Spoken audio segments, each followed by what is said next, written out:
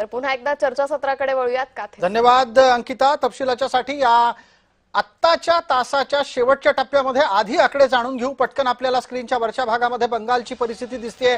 पश्चिम बंगालमध्ये भारतीय जनता पार्टी आणि तृणमूल यांच्यातली चुरस आहे। 128 भारतीय जनता पार्टी आणि त्याच्याच जोडीला तृणमूल 124, 4 जागांचा फरक आहे। काँग्रेसनी अनपेक्षितरित्या 6 जागांपर्यंत आघाडी घेतलेली दिसते। अन्यचा आकडा 5 पर्यंत पोहोचलेला आहे। उजव्या बाजूला स्क्रीनच्या तुम्हाला दिसणारी आकडेवारी ही इतर 4 राज्यांची आहे, ज्याच्यामध्ये केरळमध्ये एलडीएफची आघाडी आहे। याच्यानंतर येणारा आकडा आता आपल्याला दिसेल तो आहे पुढच्या राज्याचा, ते आहे पुदुचेरी।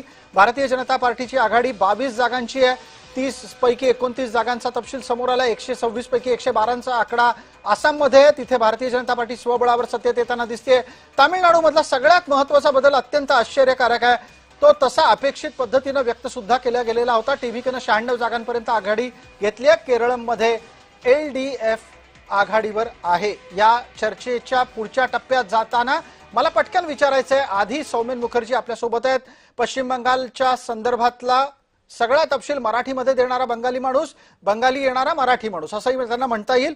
मला पटकन विचारायचंय सौमेन, परिस्थिती इतक्या वेगानं बदलत असून सुद्धा दोन्ही पक्ष 3 आकडे अद्यापही कायम ठेवून आहेत का असं?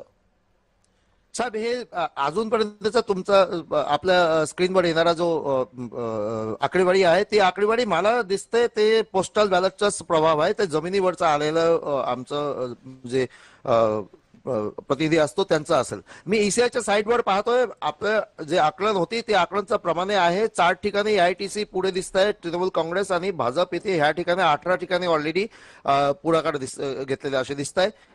आणि 18 आणि 4 हे समजू शकता। आणि 4 मी जेव्हा आत जाऊन पाहिलं तेव्हा एआयटीसी ऑल इंडिया तृणमूल काँग्रेसचा 4 पैकी 3 जागे ते मुस्लिम बहुल ठिकाणी आहे। मुस्लिम बहुल सीटवर त्यांनी आघाडी घेतली आणि 2 त्यांचा मुस्लिम कॅन्डिडेट त्यांनी पुढे आहे। बाकीच्या ठिकाणी म्हणजे तिथे भयंकर प्रचंड हिंदू वर्सेस मुस्लिम कॉन्सॉलिडेशन होता दिसत आहे। कारण टक्केवारीमध्ये 48% भाजपनं अजूनपर्यंत ईव्हीएमचा मतमोजणीमध्ये दिसतंय आणि तृणमूल अजूनपर्यंत 36% ते ह्या जागेवर आहे। म्हणजे 36 वर्सेस 48 म्हणजे स्पष्ट 12%ची अंतर आम्हाला दिसते इथे। बिलकुल सौमेन, या चर्चेला पुढे नेऊयात आणि या निमित्तानं पुढचा प्रश्न माझा मकरंद मुळे यांच्यासाठी असणार होता, पण पटकन आता विचारायला एक प्रश्न आहे, तो चंद्रकांत बोजगर यांना। डाव्यांची परिस्थिती काही फारशी अजूनही सुधरत नाहीये। मला वाटतं आता पण सौमेन बोलत होते की पोस्टलच आपण जे दाखवतोय ते पोस्टल त्याच्या संदर्भातच आहेत। जी नवा तपशील येतोय आणि आता निवडणूक आयोगाच्या साईटवर सुद्धा निकाल येऊ लागलेले आहेत। त्यातली सुद्धा आकडेवारी त्यांनी सांगितली ती 4 आणि 12 अशा पद्धतीनं आहे। याच्यामध्ये 12 भारतीय जनता पार्टी जिंकलेली आहे, 4 ठिकाणी तृणमूल जिंकलेली आहे। नवा बदल झालेला आहे, पण डाव्यांची परिस्थिती काय आहे? आता मला पण काय ह्याच्यामध्ये काय दिसत नाही आणि अपडेट माझ्याकडून आता आलेलं नाही। मला असं वाटतं की ते अन्य 5 दाखवत आहेत, इम्प्रूव्हमेंट त्याच्यामध्ये दिसते आणि ते अन्य म्हणजे लेफ्टच असावा। आपण असं जे सांगत आहात त्याचा अंदाज म्हणता येईल। आणि जर समजा म्हणायचं उर्दूत तर दिल को खुश करने को गालिब ख्याल अच्छा है असंच म्हणावं लागेल। माधवराव, काही विश्लेषण आहे का?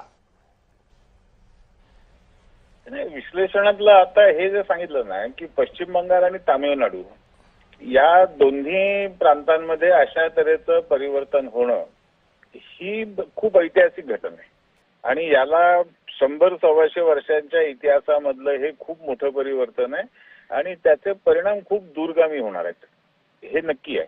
आता अर्थात निवडणुकांच्या निकालांची चर्चा करत असताना एवढी वैचारिक आणि ऐतिहासिक घटनांची चर्चा करणं योग्य नाही, शक्य नाही, करताही येणार नाही।